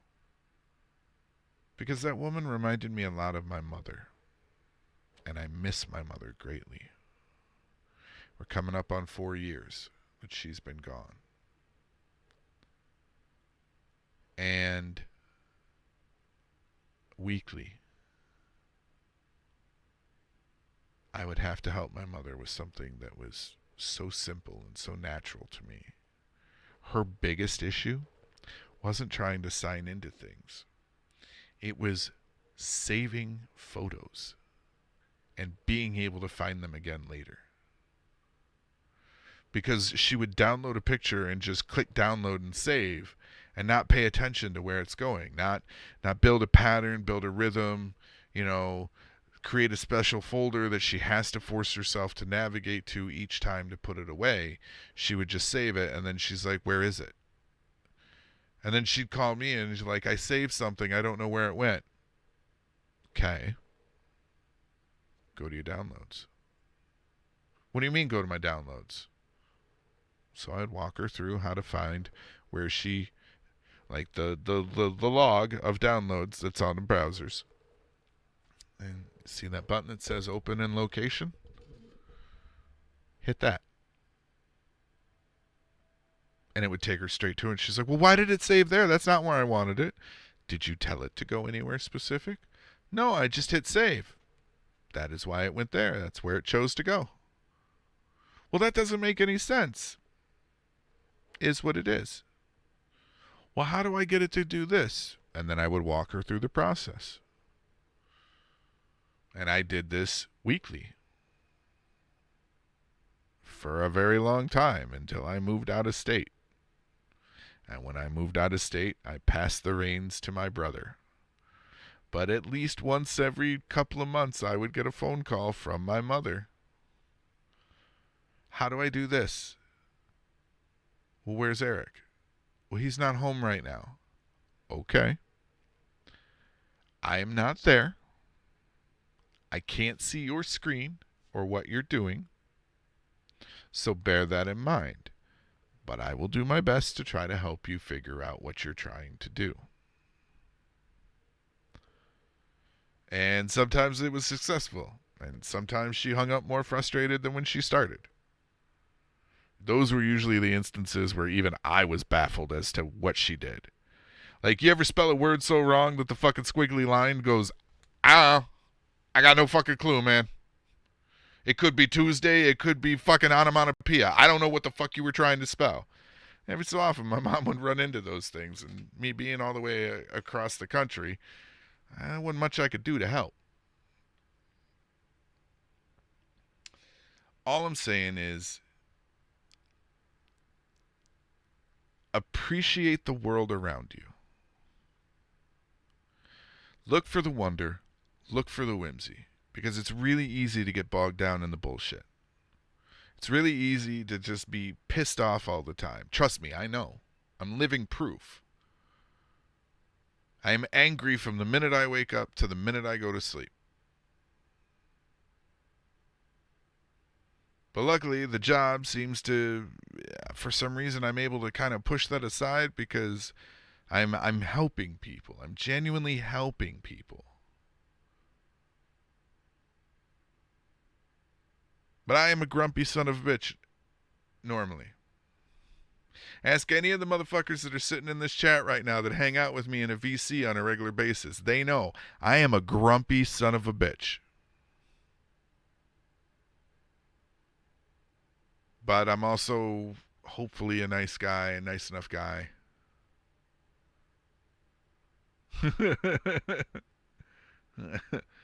Nice enough guy that they look past the fact that I'm a grumpy son of a bitch. Anyways, that'll do it for tonight.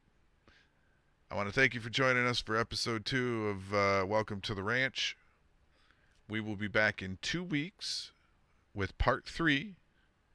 And then we have something special planned for the second week that we air in November, because we're going after Thanksgiving. We've talked about the native folklore, and we've talked about the native culture a little bit here and there. But we're really going to go in and show why Thanksgiving really shouldn't be celebrated anymore. Another big thank you to Matt Roberts for all his hard work on this episode. Thank you to my wife, Sim, for finding extra links for me to help kind of fill in some gaps that I saw for myself. I have the best research team that anybody could hope for. I want to also thank Black Powder for the raid earlier and the love and the support of the subs. And after I'm done and do what I need to do, I will be back streaming for a little bit, unless the wife wants to go to bed. And we'll be back doing GTA RP for a little bit. Make sure that you find and follow the Cult of Odd on Facebook. If I can get us to 1,000, if you guys can get us to 1,000 followers before the end of October, I have a special piece of merch that I've been holding on to for the right occasion. If we get to 1,000 Facebook followers for the Cult of Odd page, I will drop this merch in a limited run. That means you're going to have to grab it, because once the timer runs out on it, that's it. It will not be available again, ever. And it is something that we have not offered before. It is not a coffee mug. It is not a t-shirt. It is not a sticker. It is something way cooler. And I designed it myself.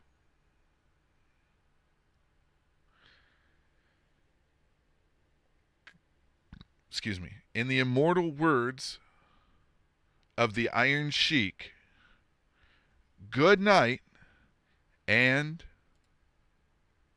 go fuck yourselves.